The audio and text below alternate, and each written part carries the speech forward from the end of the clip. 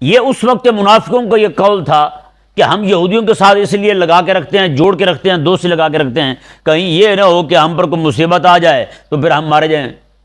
بتائیں جی، میرے دور کا منافق IMF یہودیوں کا جو ادارہ ہے اس سے پیسے لیتا نہیں لیتا؟ ان کے کہنے پر اپنے ملک کے علماء کو پھانسی لٹکاتا نہیں لٹکاتا؟ ان کے کہنے پر اپنے ملک کے علماء کو زہر دیتا یا نہیں دیتا؟ ان کے کہنے پر اپنے ملک کے اندر شریعت حقہ کے فیصلوں کو ان میں رد و بدل کرتا یا نہیں کرتا؟ ان کے کہنے پر حرام کو حلال کر رہا یا نہیں کر رہا؟ زنا بالرضا کو انہوں نے پاس کیا، اس کو ایکٹ بنا دیا ہیں جی، اور مرد مرد کے ساتھ، عورت عورت کے ساتھ منہ کالا کرے، یہ قانون انہوں نے بنا دیا ہے کہ ان کے کہنے پر، IMF کے کہنے پر انہوں نے بنایا۔ اور یہ انتہائی افسوسناک بات ہے، یہ جو جماعت ہے LGBTQ، یہ جو جماعت ہے نا، مرد مرد کے ساتھ کرے، عورت عورت کے ساتھ کرے، یہ کل کی خبر ہے، یہ سعودیہ میں بھی پاس ہو گیا ہے، انہوں نے بھی اجازت دے دی ہے اس کام کی۔ تو بتائیں بھائی، ہیں اب وہ سارے پڑے ہوئے ہیں، کوئی نہیں بول رہا اس بات پر۔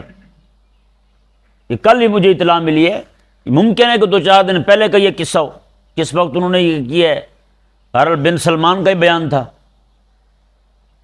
انہوں نے کہا ہم اسے خیر مقدم کرتے ہیں، اس کا ویلکم کرتے ہیں اس قانون کو سعودیہ میں لاگو ہونے پر۔ آپ سوچ سکتے ہیں کہ حالات کس نہج پہ پہنچ چکے ہیں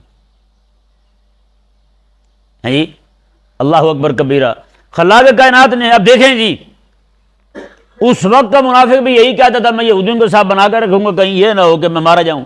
آج کا منافق بھی یہی کہتا ہے جی۔ فرق یہ ہے، اس وقت کا منافق اس کے پاس غلبہ نہیں تھا، وہ اندر ہی اندر کتے والی دم ہلاتا تھا جی۔ آج کے دور کا منافق جو ہے وہ حکومت پہ قابض ہو چکا ہے، وہ اداروں پہ قابض ہو چکا ہے جی۔ آج نعوذ باللہ من ذالک اس دور کے، میرے دور کے منافق جو ہے، اس کے ہاتھ کے اندر وہ جناب حکومت کی باغ دوڑ آ چکی ہے، حکومت کی مہار آ چکی ہے، وہ جس طرف چاہتا ہے اسے پھیرتا جاتا ہے۔ آج مسلمان مغلوب ہے بیچارہ،